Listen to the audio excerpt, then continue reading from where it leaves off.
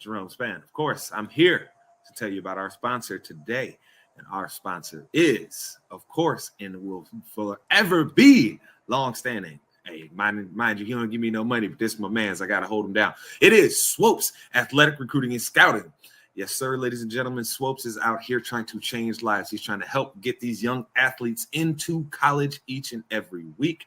Every day he dedicates a lot of time to this. This man has a serious passion for helping others further their education and further their lives in with a lot of great ways. They are on Facebook. Make sure you look up Swopes Athletic Recruiting and Scouting. Swopes is spelled Swopes. It is ran by Mr. Nathaniel Swopes Jr. He is the man in Houston, if y'all don't know. Yes, make sure you go check him out if you're trying to get your kid into school, or hell, if you're even a kid here that's thinking about going into school and you want to try and keep playing, keep your athletic career going, make sure you go check out Swopes Athletic Recruiting and Scouting. He is the man that is going to help you keep that dream going. So make sure you follow them on Facebook, and you can get right a hold of Mr. Swopes there. He will help you get into college and keep your dream going for continuing to play your sports. So again, people, Swopes Athletic Recruiting and Scouting. Check it out now. Help change some kid around you that you know's future, or hell, even your future.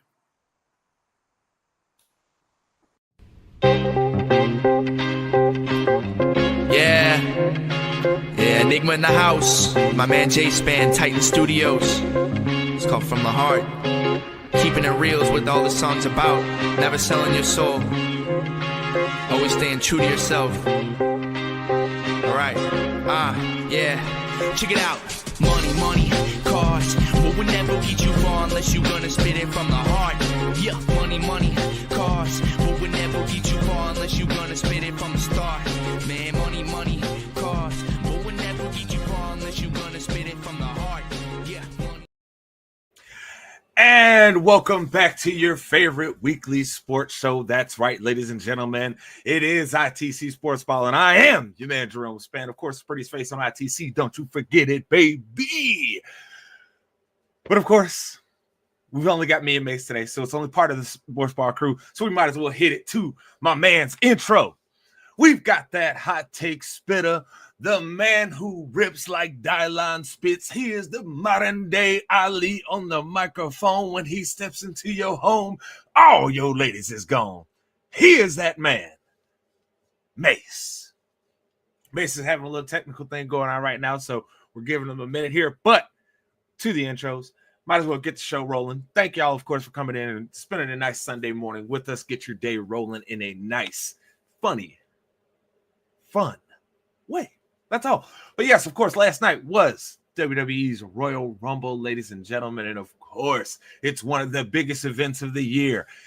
And I would have to say, outside of one thing that happened last night that Daryl and Mace were deciding that they needed to try and troll me about as it was happening, it was a good show.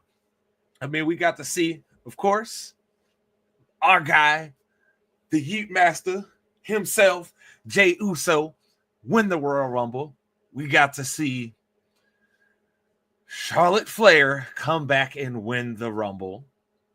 We got to see Cody Rhodes defend his championship in one of the most brutal ladder matches I've seen in a long time. I mean, that if that was your first time watching wrestling and nobody had ever told you anything about wrestling and you thought it was just a little bit real, you would have thought those two men were trying to kill each other. I mean, for God's sake, I'm not going to lie, Kevin Owens sold that bump so well that I was genuinely concerned for that man's health after that match ended. I was genuinely at the point where I'm like, is KO okay, bro? Like, is that man okay? Because, that was brutal. But I thought that was a great match on the card. And we also got to see Daryl and Terrell's favorite tag team, the Motor City Machine Guns, take on DIY again. And DIY ended up getting the win. But we got to see in all of that the return of the Street Profits, which I myself am very, very happy for. Look, man, I done told y'all I don't rock with this DIY experience. Okay. And I don't rock with the Motor City Machine Guns. Neither of them. You can keep all of them, all 4 of them. I want the Profits to be the champions. I feel like the Profits have gotten a raw deal over the past 4 or 5 years, especially. They've gotten an exceptional raw deal. They had something where they could have worked it with Bobby Lashley, but the company didn't do it right because Triple H is so obsessed with trying to get Karrion Kross over that he ruined what he could have done with the Profits and Bobby Lashley for Karrion Kross. Okay. I don't personally understand why he has this obsession with Karrion Kross, but he ruined that. But we got to see them boys come back last night. They attacked the Motor City Machine Guns, and they let DIY know, hey, we coming for the belts. So with all that being said, Mace, how do you feel about last night's Rumble? Who do you feel were the big winners and losers of last night? Biggest winner, I would probably have to say, easily Charlotte. She didn't do anything and got a title shot. She didn't have to put no ring time in and got a title shot. It was all fun and games, though. You and Daryl over there laughing at me last night as I'm sitting there talking about how terrible it is. It was all fun and games. I don't think it's terrible because honestly, I'm not gonna say the women's division is stale, but what does it really hurt to throw Charlotte back into the title picture? What does it really hurt? Because she's always in the title picture, bro, and there's never a story with it. It's always just Charlotte gets to come back, Charlotte gets a championship. Why does everybody else have to tell a story to get to their championship except for Charlotte? I don't understand. Because Ric Flair already told Charlotte's story, bro. See, that's what I'm saying, though. It's not her then. It's an artificial thing that they're doing. True, it's artificial, but at the same time, most people would just go with it. Okay, that's Ric Flair's daughter. Eventually, she's going to break the record for most times being a champion. We know how it's going to go. Whether you like it or not, we know how it's going to go. She's going to get 17. Here's the thing. I don't even object at this point because they've came this far, right? I don't object at this point of them giving her 17. What I object to is how they're doing it. Because wait, why does if we're going to do this, right? If it's just handed away, why didn't we just hand John Cena a title shot for one night, have him come win the belt then? I don't think you can do that in the men's division, though. There's too much contention. There's too much contention at the top. But there's a bunch of contenders at the top for the women too. We have Bianca Belair out here being a tag champion, right? But she hasn't been a singles. She hasn't been a singles competitor in how long now?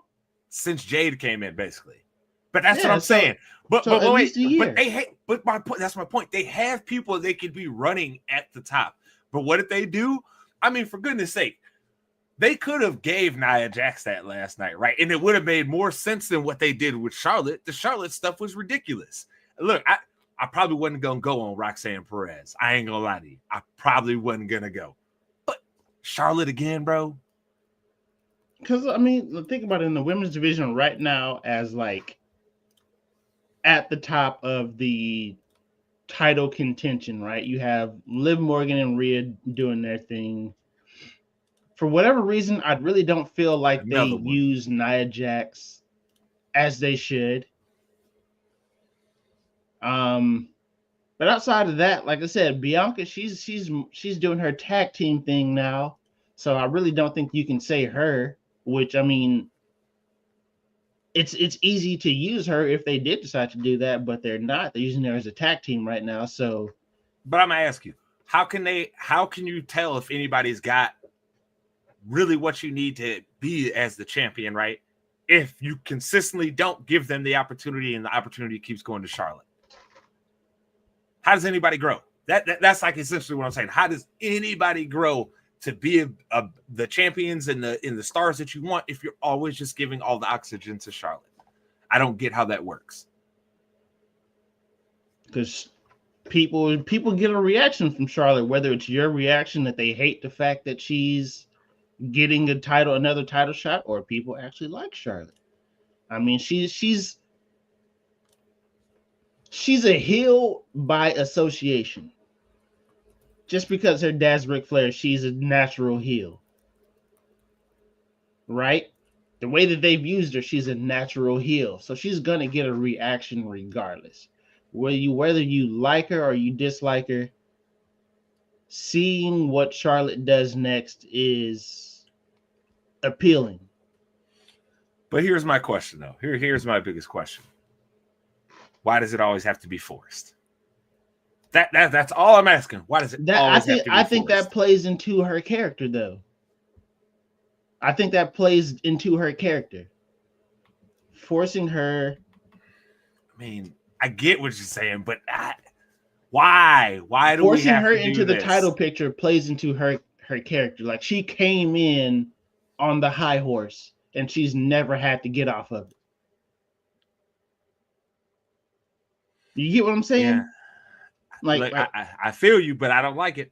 I don't like it. Like I said, that's the reaction. That's the reaction that they want from her. It's like she came in on the high horse and has never once had to get off of it. Yeah, it's pretty awful. It's pretty awful in my boat. It's pretty awful. And Damien, I will say this. I can't say she's that. Cody Rhodes has never been handed championships like this. Never. You better go back and remember that this nigga had to be Stardust and Dashing Cody Rhodes, nigga. You better remember. This man had been through his trials and tribulations to get to where he is, okay? He didn't just get handed the championship because his name was Cody Rhodes. All right? That's not how that has worked at all for him. So I have to disagree with you on that one, brother. But I will say this. Last night, the biggest winner for me, personally, was just Jey Uso. I mean, dog, we didn't watch Jey Uso get screwed. This whole, like 2024, after WrestleMania, was like the year of how can we screw over Jey Uso and make the fans so angry, right? Like, how can we keep doing it over and over? And then they finally gave him the moment, Mace. They finally gave him what everybody wanted, which is Jey Uso is now going to be in the main event of WrestleMania. And I think we know at this point it's going to be Gunther, right? They've worked the story already, so I think we know that's where that's going. Bruh. He better win at WrestleMania. They better not screw him over and then have this man lose at WrestleMania. I will be furious if they have Jey Uso lose. Like, it's that fury that I had when I watched Logan Paul dump out Phil last night. Oh, nigga. Oh, God. Nigga, I will have that level of fury. Like, how dare you do this to me? How dare you mess with my emotions like this? I'm just saying, man. But I think the biggest winner was Jey Uso. For me, I know I was asking winners or losers, right? I don't really see anyone as a loser from last night. I feel like everybody pretty much had a net positive for their experience. I think the only person who you could maybe argue that it wasn't the best experience for them was Carmelo Hayes, right? Because it was another time of Carmelo kind of just going in there and getting beat up, and he had moment when he came in, right? But then he didn't really have much after that. So he's the only one that you could really say, but I don't really think it was a net negative on anybody. Do you? So outside of the Rumble, just looking at the event as a whole, the net negative is easily Kevin Owens. Where does he go from here, bro? Him and Cody Rhodes are going to have wrestle at WrestleMania. I can almost guarantee it. Because, I mean, think about it, bro. This man has been jumping Cody Rhodes for like 2 months. They finally get in the ring, and my man gets thrown through a ladder and gets helped out by by the entire WWE staff, right? Like, you can't go back and still feud with this man after being Alabama slammed through a ladder, bro. Like, you can't. I really don't feel like they can keep this up after that. I don't see them keeping this up. I don't see Kevin Owens coming back like, yeah, bro, I'm going to get you next time. There is no next time, fam. There was 12 ladders in the ring at one point, and you still didn't win. Look, I feel you, but I think they got one more in them, and it's WrestleMania, bro. I'm telling you. I don't see it, dog. I think it's WrestleMania, man, because I believe there's Elimination Chamber in between now and WrestleMania. Yeah. I think Kevin Owens ends up getting like the upset win in that, right? I'm betting we're going to end up seeing a combination of some sort of Seth Rollins, Punk, McIntyre, Reigns, Kevin Owens, and maybe somebody else, right? I'm betting it's going to be some combination of that. The promo for after Rumble, Cena's already in Elimination Chamber. Okay, so there we go then. So John Cena is the other man. And I think they probably give the win there to Kevin Owens. So then, and he's probably going to be on some sneaky stuff too. It's probably going to be like one of those where Kevin Owens is laid out for a while. His opponent's just fighting it out. You think he's done, and then he gets up, hits that nigga with a stunner, and it's over with, right? Like, it's done and over. Kevin Owens is going to WrestleMania. Because they've been working this story. Like, and we see Kevin Owens don't care about having his body thrown wherever. He is there to make moments. And Mason, like, did you think he was legitimately hurt? Because I thought there was a fair chance that man was legitimately injured after he got Alabama slammed through that ladder, bro. I really did. Yeah, bro. I would probably say it's probably like 75-25 that he was actually hurt.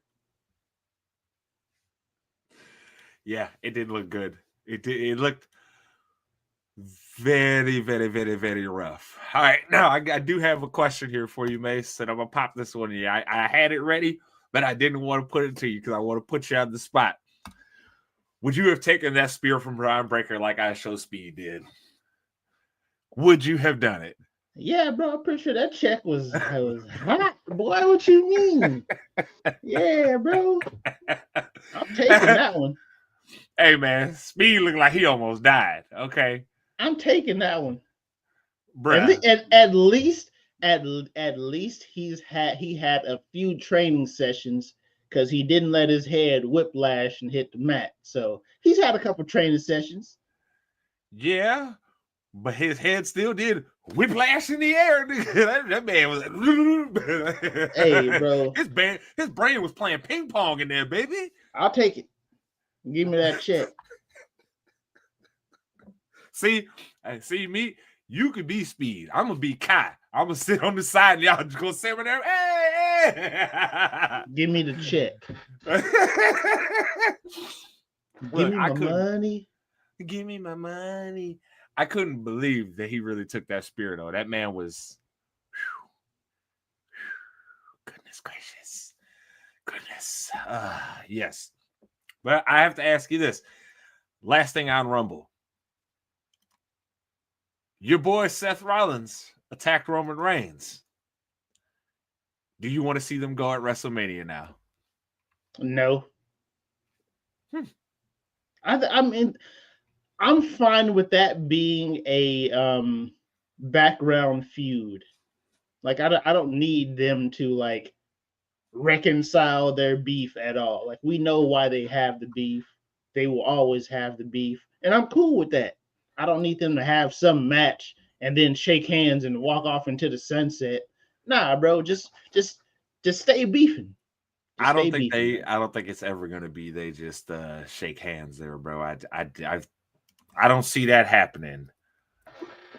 But I don't think we need a match. I don't think we need a match just to culminate their beef. Like, we know what it is, bro. It's on site with them two. Every time they in the ring or in the vicinity of each other, it's on site. I'm cool with that.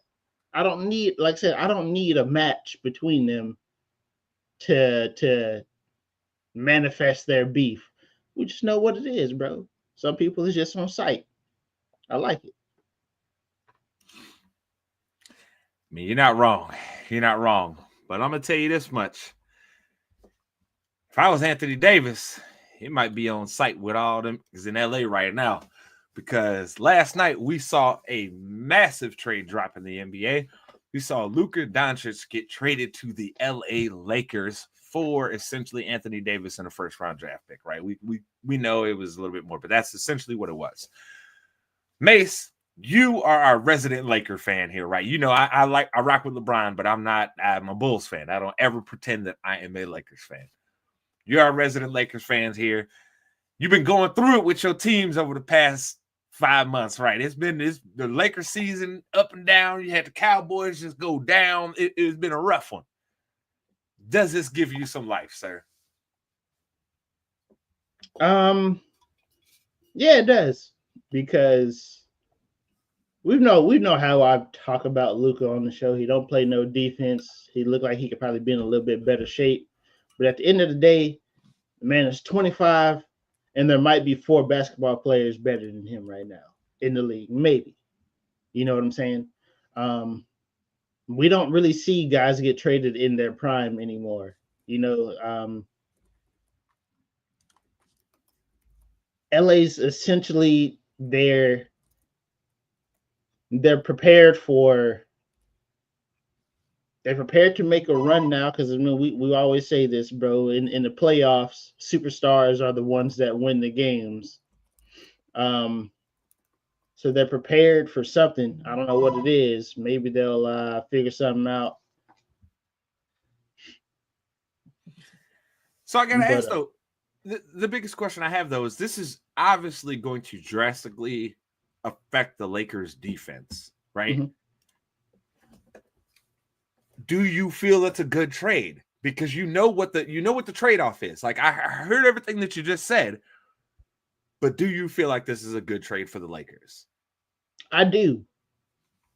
Why? Simply because I think they have more tradable pieces that they can still move. So it's not like that was like the only thing that they could do before the deadline. 2, this saves LeBron's legs. Any way you look at it, man, LeBron doesn't have to initiate the offense anymore unless Luka's not on the court. LeBron's a smart enough player to figure out how him and Luka are going to work on the court. I'm almost guaranteed the first game that they're on the court together, we see a Luka LeBron pick and roll. Guaranteed. I'm pretty sure that's going to be like I'm pretty sure it's going to be like the go-to for like the entire first game. I can almost guarantee it. But they're both the same size, right? And they're both usually faster than everybody that's guarding them. True. But who's going to play some defense, Mace? That's my question for you. Who is playing some defense? I mean, they have about 7 or 8 players on that team who are like between 6'8" and 6'10". Somebody gonna stay in front of somebody. I mean, how many bigs do they really have to worry about in the low post? There's this big Serbian they're gonna have to worry about. I mean, There's this big Serbian that even when they had a nigga that could guard, they were still getting buckets dropped on them. Yeah, like I said, I'm not worried about. I'm not going to necessarily worry about who's playing defense in the post for them until after the deadline. Because, like I said, I 100% believe that they're not done in the trade market. I just don't see them leaving the team as is. I feel like they're loaded at wing. Not just saying that everybody at the wing position are good players who need to be on the court, but they just have so many players that fit that mold of that 6'8" wing player. That 6'9" wing player. You got too many players at that position. Somebody got to go. Vanderbilt just came back. Rui's still pretty good. Markieff Morris just came over in the trade. He might get bought out or something. I don't know if they'll keep him or not. You got Dorian Finney-Smith over there. Maxi Keebler came in. I think he might technically be the big in that situation. I'm pretty sure he's like 6'11" or something. So my question for you is, you trust these guys to be your post defense now? You really trust these guys? Like, do you really? I trust Finney-Smith to be a post defense. If you actually look at his defensive numbers over the last like 2 seasons, he's actually played the post defense very well. And I'm not being overzealous when I say that. You just look at his numbers, defensive numbers versus post players. I mean, but like I said, bro, I'm not worried about their defense until after the trade deadline. If they don't make another move after this, then okay. But like realistically, who can they trade for? You're saying this, right? But who can they trade for? Contractually, they're still in a bad situation with their cap, so it's not like they have a whole bunch of flexibility. Who are they going to? I think they do have played. I do think they have flexibility given who they have available to trade. But who are they going to trade? Who are they going to trade? I mean, you could easily move Vanderbilt or Rui plus Reeves. And who wants situation. Them? And who wants that? So you're willing to give up your youth and Reeves, the one real youth player that you've seen consistently. This dude's ready to play. You're going to give him up now to go get post defense? I think so. Yeah. I think that's cutting off your nose to spite your face, homie. I don't think so, bro. You literally just got a top 5 player in the league at 25 years old. Yeah, a guy. It's not like Luka's 32. Time out. A guy that we both know exactly what his flaws are because we've seen this at the beginning of this monologue. I told you, I was like, I told you what it was. Like, yeah, I've slighted Luka about playing defense and about being in shape, but at the same time, he's 25. And if there's anybody in the league that he could learn from about taking care of himself, he's got it right there in LeBron. I just got a question. If there's anybody that Luka may listen to about taking care of himself in the league, it's probably LeBron. I just got a question for you. And that the same thing that niggas used to say about Harden, and then every season that nigga would come in to camp out of shape?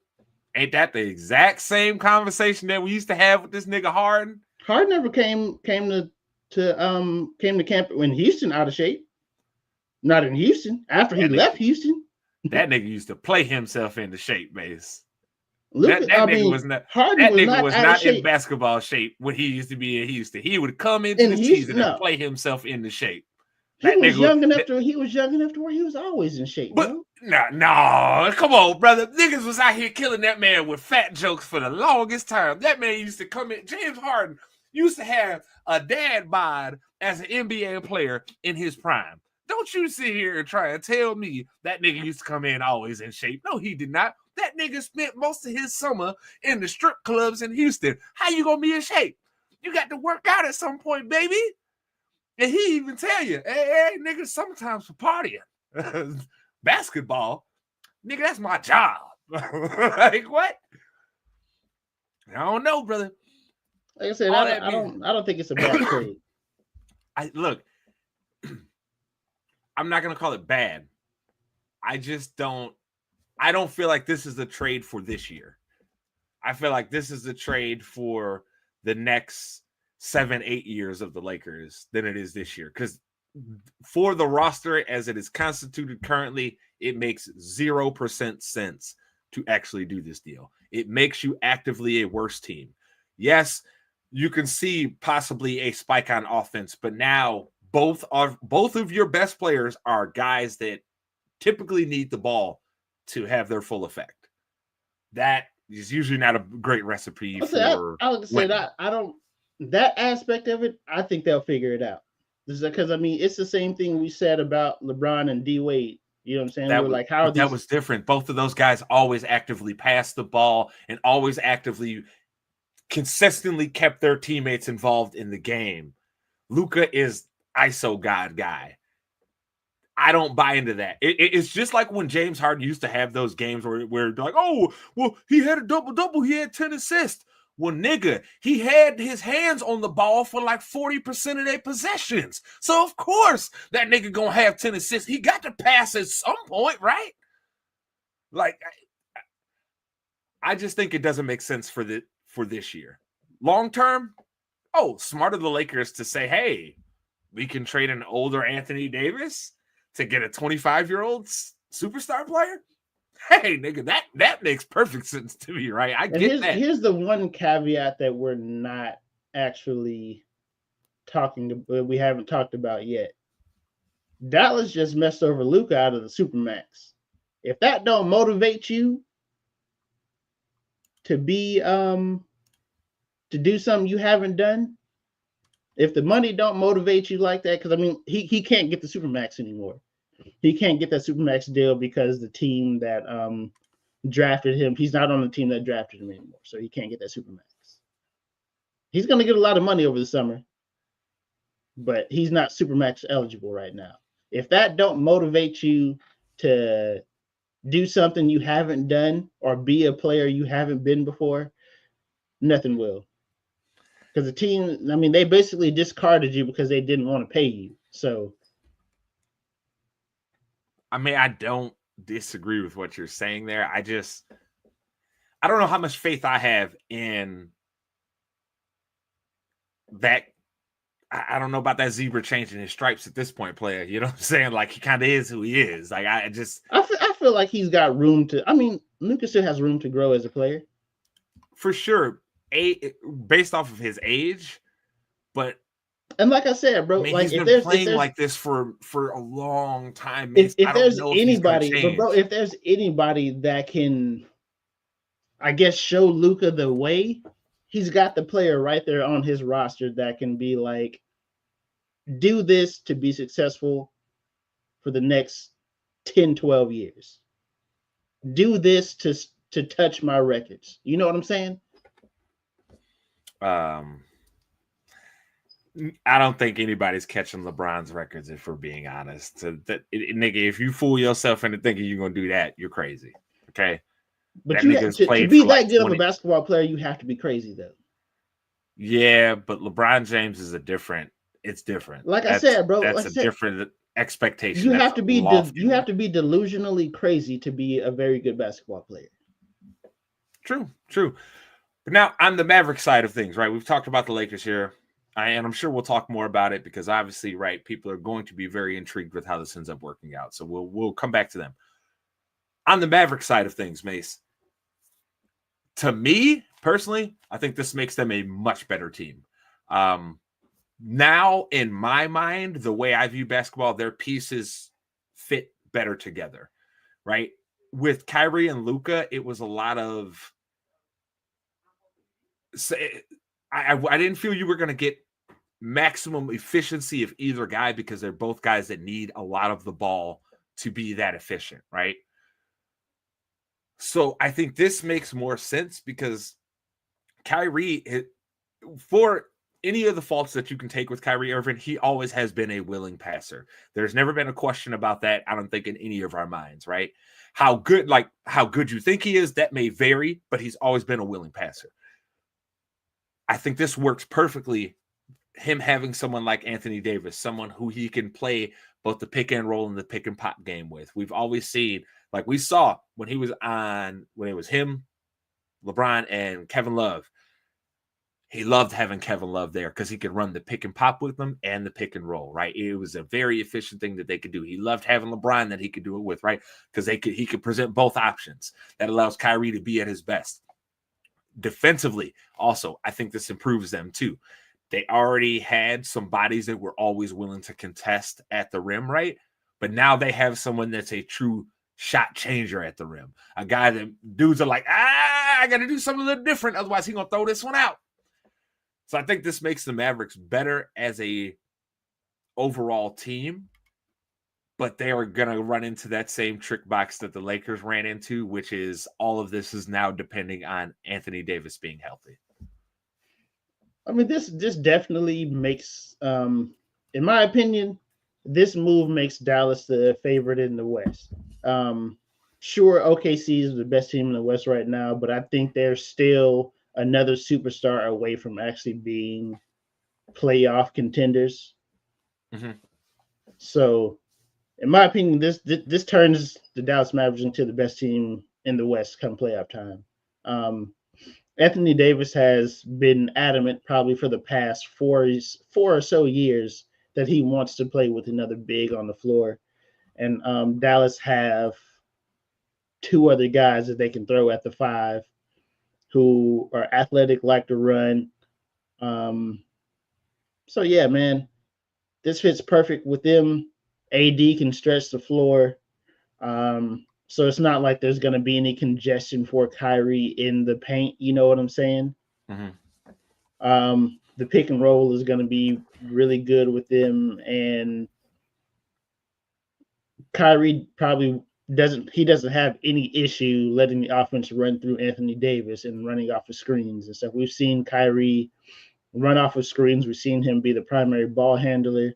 He can do either. I think he's at his best when we see him being able to play this way. When he has a real big with him. I mean, Kevin Love wasn't some lock it down big, but as far as offensively, he was somebody that had the whole package, right? He could get you down low, he could get you up top, right? Either way, you had to respect his game. So I think this is part of the reason it didn't work out so well in Boston when he first went there, because Kyrie needs a big man. And if you don't have a real big man that has those offensive capabilities, he's never going to be as good as you want him to be. And it's never going to look like what you want it to be.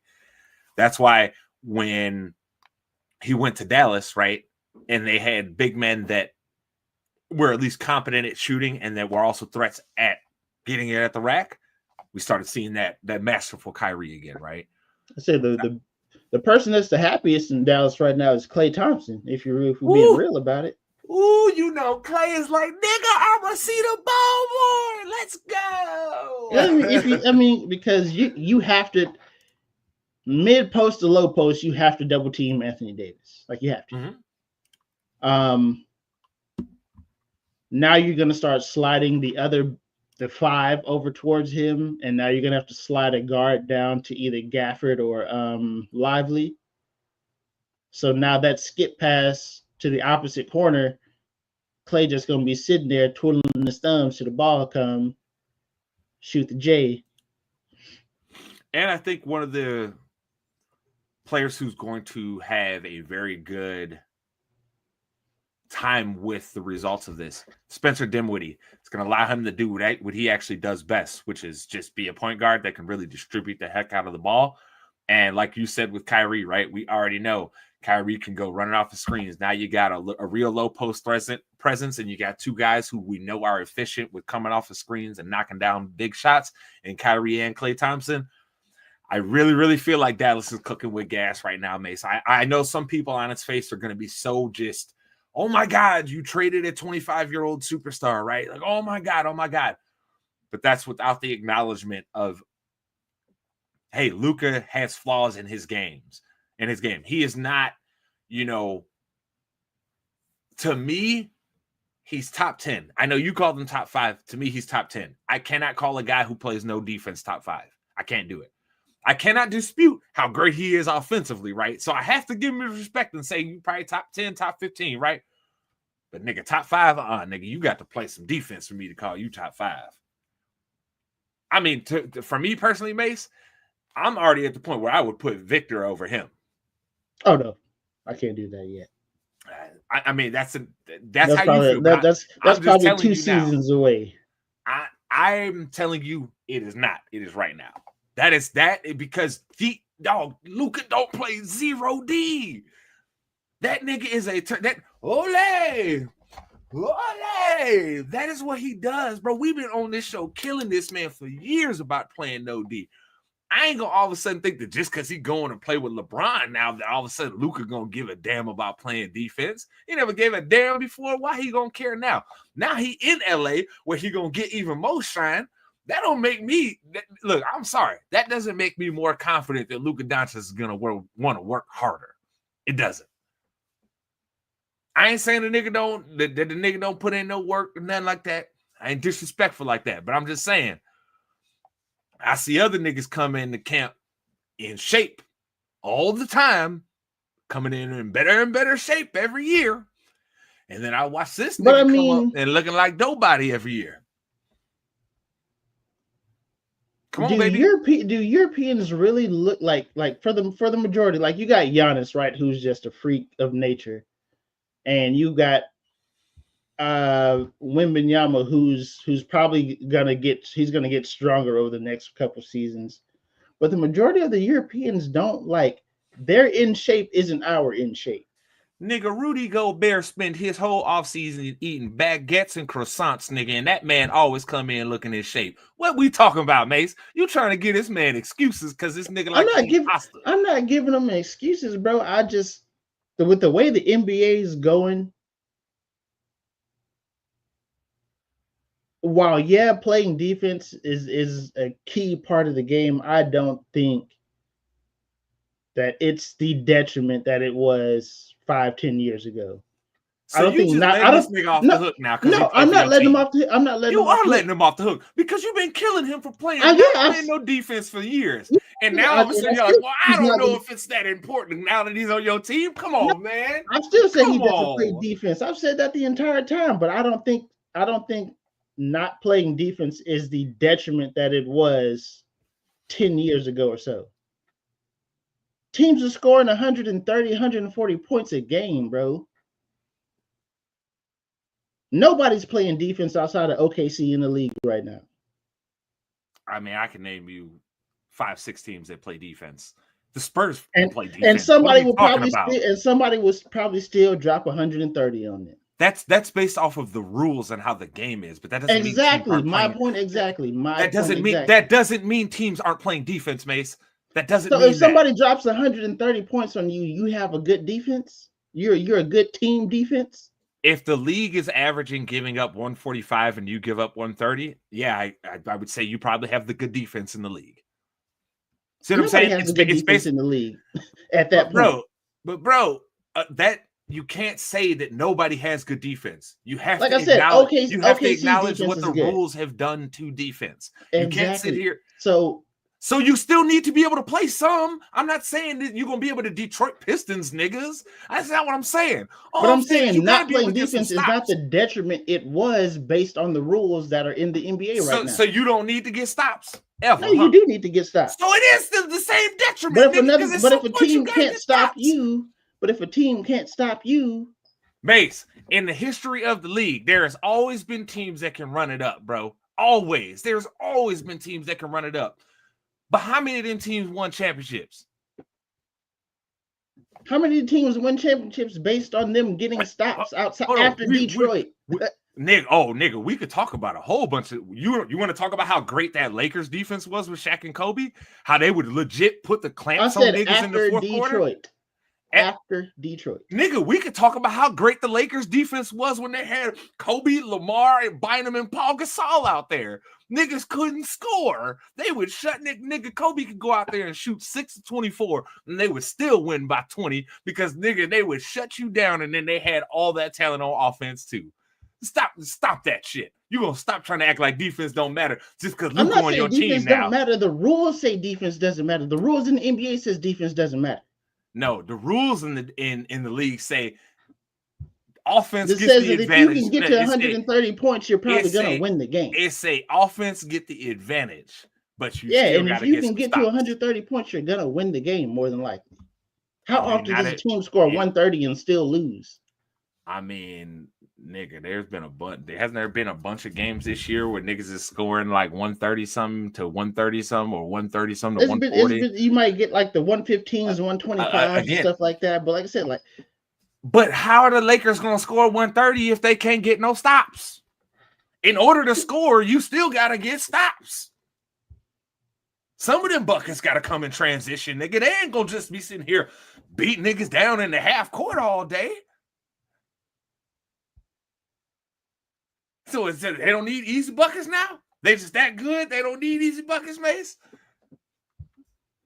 I mean, you have an easy bucket. Like I said, bro, like Luka's the ultimate deterrent to that. As much as I talk about him not playing defense, he's gonna get you a bucket. Cool. But what if you need a stop? How much time left on the clock, brother? No. What if you need a stop? How much time left on the clock?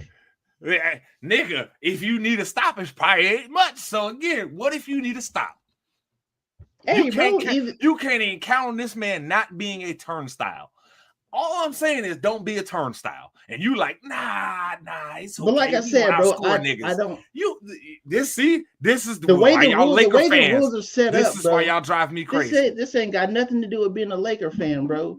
With the way the rules are set up, Luka doesn't need to play that much defense, bro. So, Mace, who were the last 3 NBA champions? The last 3? Mm-hmm.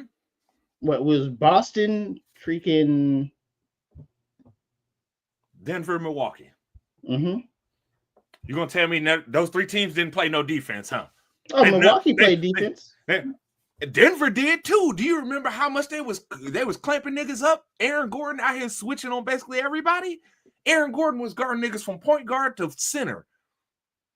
Like, are we forgetting about this? This is what I'm saying, man. It's like what you're saying doesn't even add up with history of what just happened.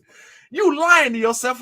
Y'all Laker fans drive me crazy. See, this is what happens. Y'all drive me crazy. I don't think this has anything to do with Laker fans, bro. Like I said, dog, like you're so concerned about who's gonna play defense on the Lakers. It's like, bro, the trade deadline is not even over. I told you. I have no concerns about who's gonna play defense until after the deadline is over. I think you're overvaluing the pieces that LA has. I think you are. I don't think I am. I mean, the only person that really is Vanderbilt and Dorian Finney-Smith are plus defenders. Austin Reeves is the only person of value on your team that anybody would want to trade for. That's I don't think so. I don't think so. I mean, Vanderbilt and Rui are young too. They're not old players. Yeah, but they're not great. They're not really like Reeves. Austin Reeves. I wouldn't really say Reeves is the one that has shown improvement year after year. And Rui's shown improvement. And it's shown he is ready for big moments over and over. On nights where AD and LeBron didn't have it, Reeves seems to have it. And Rui has to hit big shots. Vanderbilt doesn't play defense, doesn't defend 3-2-1. So I'm saying, bro, like they have assets to make trades. That's what I'm telling you. I don't think it's just Reeves. I don't think it's just Reeves as the only asset that they have available. If they had so many assets, how come they couldn't make a trade before this?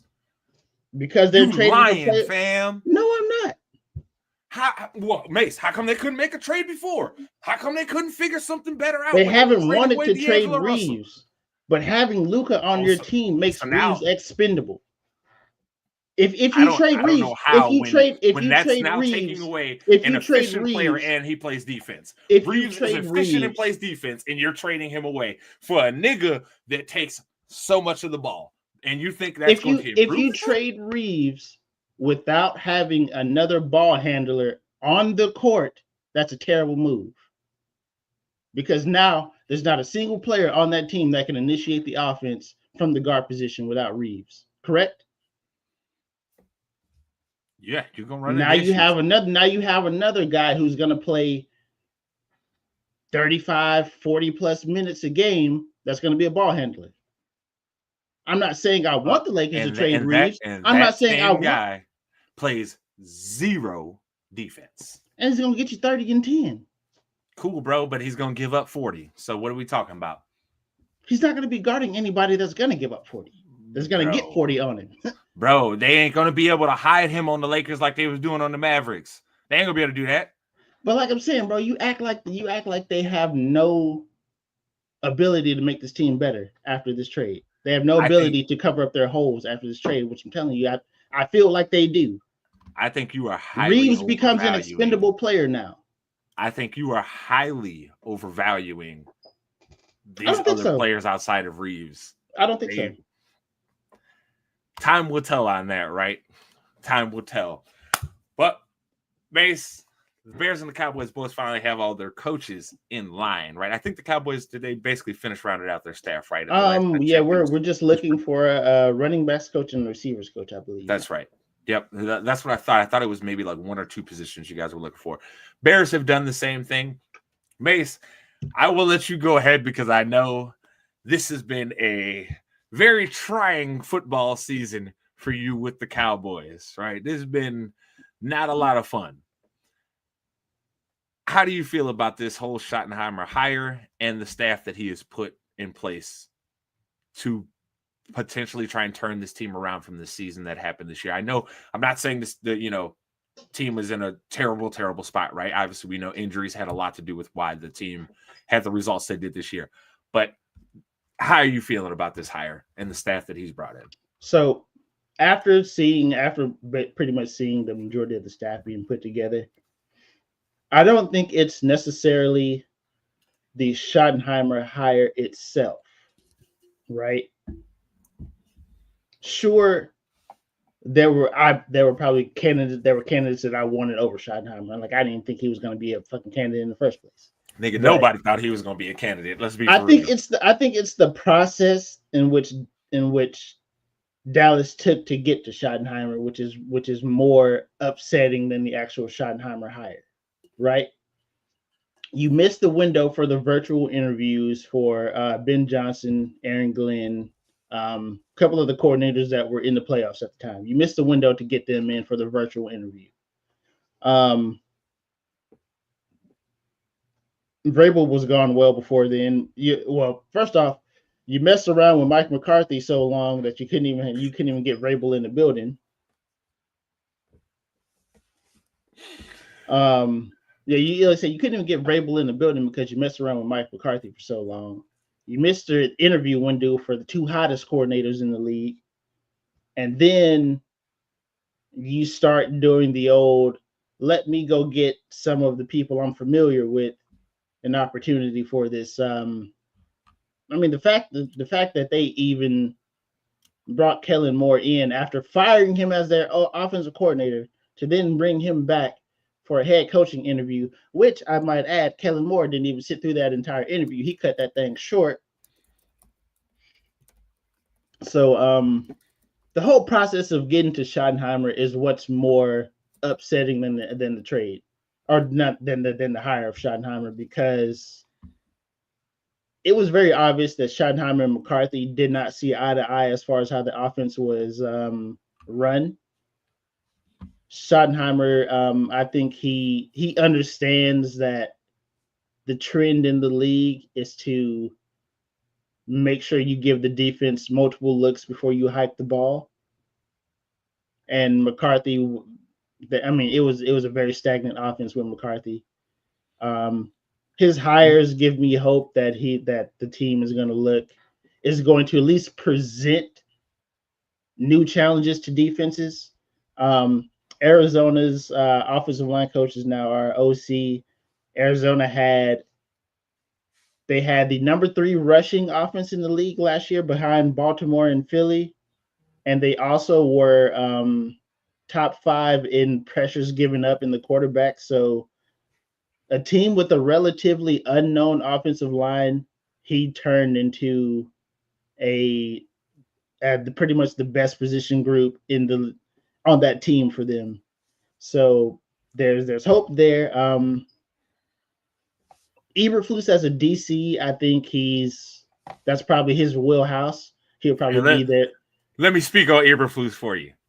Great hire as a DC for you guys. There are fatal flaws though in his approach. Number one, he sits in too high, in Tampa 2 way too much. There are times where where they're just going to throw it over the middle on you, and he puts a lot on the middle linebacker and the right outside linebacker. So you're going to need guys that can really, really cover a lot of ground in the pass game with them. Number 2, he doesn't always get aggressive soon enough with his defensive calls. This is the weirdest part to me. He actually has some good blitz packages in his resume, like in his play call sheet. Doesn't go to him soon enough. He depends a lot on getting pressure with 4 down all the time. So the one big thing that the Cowboys are going to have to improve in this offseason for your defense to be good, because I feel like you already have pieces elsewhere to make it good, is linebackers. You are going to need to get linebackers that can not only play the run, but also cover a lot of ground in the pass, because he is going to ask, especially that middle linebacker, to cover from 0 to 20 yards all the time in Tampa 2. Going to ask him to do it. That's going to be their job.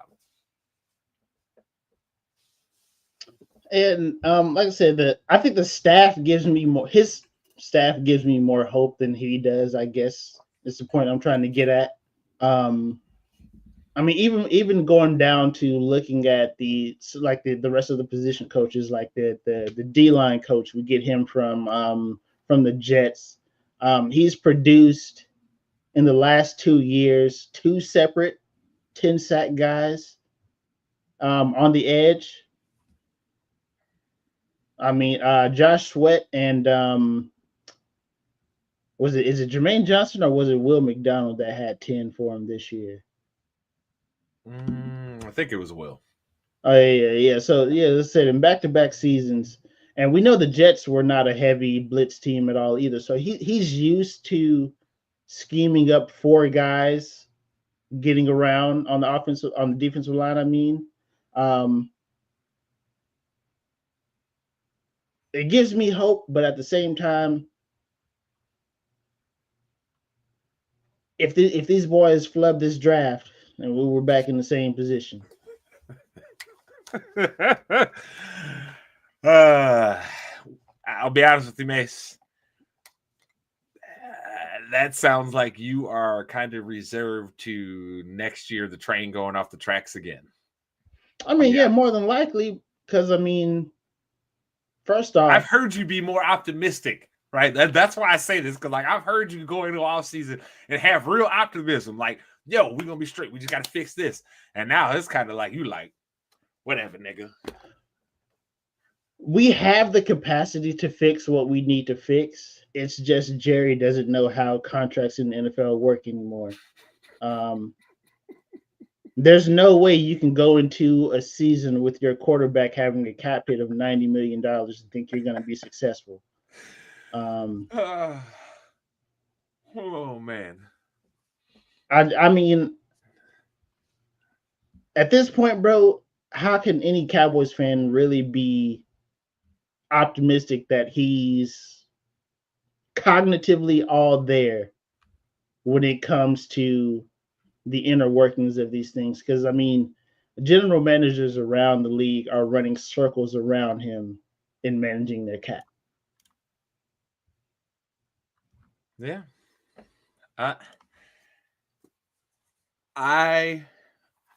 always been someone that has not been a Cowboy fan. I've openly said this. But for you, because you're my friend, I hope they do better.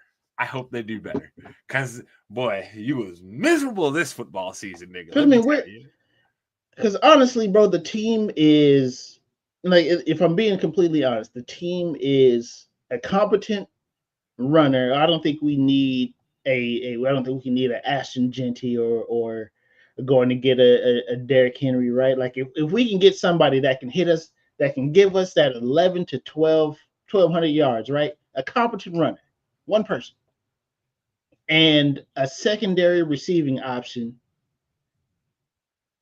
outside next to CD, and then somebody up the middle to stop the bleeding in the run game in the run game on defense. If we could handle those 3 things, I think the team would be just fine, right? We know a healthy Dak Prescott is going to get you to the playoffs. I don't think any season where he's played at least 14 games in that season, the Cowboys have not made the playoffs. So we know a healthy Dak Prescott is going to get you to the playoffs. But the issues that they have can be fixed in an offseason. I just don't think Jerry has the capacity to do it anymore, bro. Like I said, bro, you can't just say one thing. Ashton Genty is not going to be good in the NFL. I'm gonna just say it now. I can't agree with that sentiment. I think he will be good in the game that tells me he's going to be good in the NFL is the game he had against Penn State. That game right there tells me that he's going to be good in the league, because in an overmatched game where you knew Penn State was markedly the better team, better athletes, and all that stuff, sure, he didn't have the breakaway runs, right? But he still showed me things between the tackles that says that he can be successful in the league. His speed is specifically why I'm saying that. when you that little guy, you need that breakaway speed. He has that breakaway speed, bro. He never got caught by anybody. I mean, I looked at the talent he was playing. He never got caught though. Speed is everywhere. Speed is everywhere in college. I just don't. You don't have to be that talented to be fast. I just don't think that's gonna be. I mean, he's easily gonna run a 4.4, a sub 4.4. What's gonna happen when one of these D tackles get their hand on this nigga though, bruh? But he's not a little guy though. He's not a little guy though. He's 5'9", but he's like 215. Hey, 215, well. Cool. I'm not saying he little. I ain't saying he ain't got running back skills. I'm just simply saying, usually to make it as the guy in the league, that you little guy, nigga, you gotta be lightning fast. I'm talking about, nigga, do you remember how fast Darren Sproles looked in college? You gotta look that fast, nigga, where it's like, oh my God.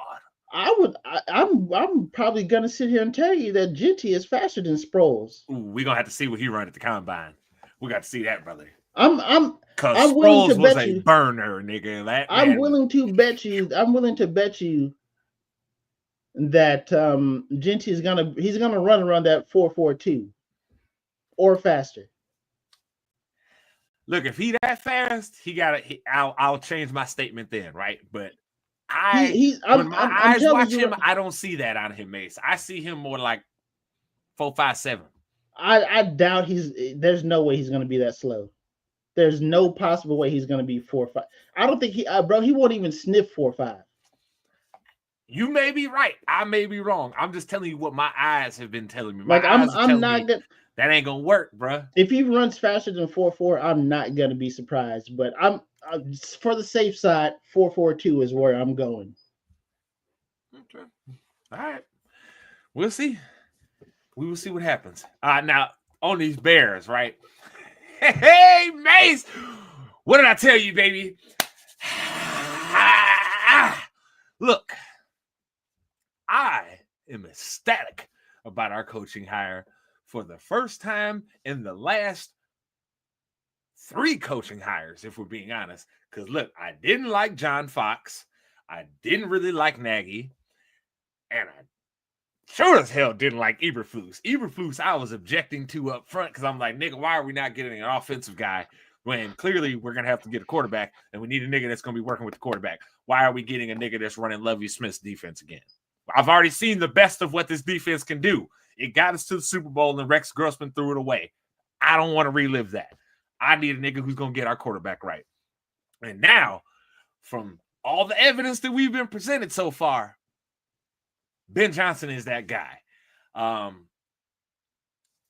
know a lot of people are like, oh, well, he hasn't proven it yet. Look, I remember hearing these things about McVay and Shanahan, right? And they're the examples I bring up because when you look at both of their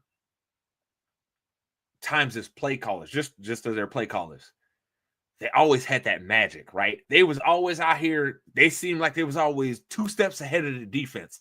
And that's what Ben Johnson is doing. I know a lot of people will say, oh, my God, why did you have Jameson Williams throw that pass? And that, bruh, that man was being who he was. Y'all are the same people that asked the questions all last year and the year before. Why is Dan Campbell always going for it on 4th down? Because that's who these niggas are. I personally am not mad at that. Hey, man, you being who you are, you staying aggressive, you trying to make a play happen, you trusting in your guys on the field to make the right decisions. I don't have an issue with that. I just want now to see Ryan Poles, our GM, all you got to do, my nigga, is fix guard to guard. That's it. That's what you got to fix. It's a real easy fix. You got cap room and high draft picks. There should be no excuse for Caleb Williams running for his life this next year. Because, look, I know some people have their issues with Caleb. They thought he was going to be better. Look, man, if you watch the games this year, Caleb was constantly having to run and fight for his life out there. You don't want your quarterback to have to do that. One thing I know about Ben Johnson is that he values having an offensive line that be moving furniture out there. So Ryan Poles, easy decision as a GM. You got cap room, you got draft picks. Go fix guard to guard, because I know a lot of people, Mace, they try and take issue with Braxton Jones. Dog, no matter what y'all niggas try and tell me, the numbers tell you Braxton Jones is a good tackle. He's not best in the league tackle, right? He's not that. But he's a nigga that you can work with and not have a negative on your sheet when you're looking at your matchups against the other team. You got Darnell Wright. Darnell Wright has graded out great again this year, right, with all his grades. At this point, nigga, if you don't fix guard to guard after what I said, I mean, Mace, last offseason, what did I say? I didn't think center play could get any worse than Luka Patrick, right, and what we was dealing with last year. And then I got introduced to this nigga named Coleman Shelton, okay? And let me tell you, brother, nigga, I could have got out there and played center better than that man, okay? That nigga was legit hike back in the quarterback lap consistently. The man is a bum. He's a bum. He's a backup at best. Okay? He's a nigga that's a backup that you like, oh nigga, please don't let a power rusher come up over him. Please don't. So you gotta fix guard to guard. You can't pay Tevin Jenkins. You know, Mace, I've liked Tevin Jenkins his whole time here, right? Guy's always injured, though. You cannot pay a guy who is always injured. Unless he wants to take a real team-friendly deal, you can't pay that guy. Like, he has to take a deal, Mace, that's so incentive-laden that it allows you to actually go out and pay somebody like, what's his name? Trey Smith getting ready to become as a free agent from the Chiefs, right? You got to be able to go pay somebody like that. But, boy, I'm excited about this staff. We got Dennis Allen where, look, for all the faults that people want to, and all the knocks on that people want to give Dennis Allen, I will say it plain out and simple, Mason. I think you'll probably agree with this. He was set up to fail in New Orleans. He was given a team that was severely cap-strapped, did not have draft picks, and had been selling everything that they had to try and win one more Super Bowl with Drew Brees. He was set up to fail there. His defenses have shown that they have been consistently good down there. His defenses have not been bad. It's just those offenses was out there trying to tell us that what's his name was a quarterback. What's that nigga name, Mace? You know who I'm talking about. Taysom Hill. There we go. Yeah, it's trying to tell us he was a quarterback, and we all knew that it wasn't real. Stop it. Sean Payton, you set him up for failure. But his defenses have always been good, so I'm excited about that as a hire. There's also hired several good position coaches that they've shown they are good at their jobs. I'm excited for this offseason, Mace. I'm expecting to come out of this offseason feeling like the Bears are going to win the division next year. That's my expectations of this. I expect the Bears to be a playoff team next year. I will not accept anything but the playoffs next year. Anything but the playoffs, to me, is a failure. That's how serious I am, nigga. I'm not playing this game, Mace. Look, boom or bust, baby. That's it. That's it. But might as well circle on this here. I just want to say, you Damien was out here taking up for you as we was going. We was in the heated arguments. I didn't pop it up quick enough. But he said Reeves has it for sure. To your point on Rui, see, he feels you with Rui too. Delusional ass Laker fans. See, y'all niggas say got that dog in him. See, man, this is why I say y'all Laker fans be killing bro, me. He's not delusional, bro. If you watch these games since Rui's been there, he's gotten markedly better as a player. He is a tradable asset on that team. He goes to another team, he's immediately the starting three on that team. Immediately the starting three. I mean, any team that's will probably be the starter. I mean, if you say, all I'm saying is, I know, man. Twitter, funky_Steph09, Twitch, twitch.tv/swaggymace. Hit your boy up. At JSpanderman, everywhere you would either see my pretty face or the ITC logo. Make sure you like, subscribe, rate us, review us. If you only give us 4 stars instead of giving us 5 stars, I'm inclined to think that you are a hater and you don't want me to think that, because guess what? I'm a really nice guy and I'll call you out on it when I see you. That being said, Mace, We thank all you people for coming in for another resounding episode of your favorite weekly sports show, and that is ITC Sportsball. See, we was on it that one. I like it. It's not me, bro. It's them other niggas that be messing up.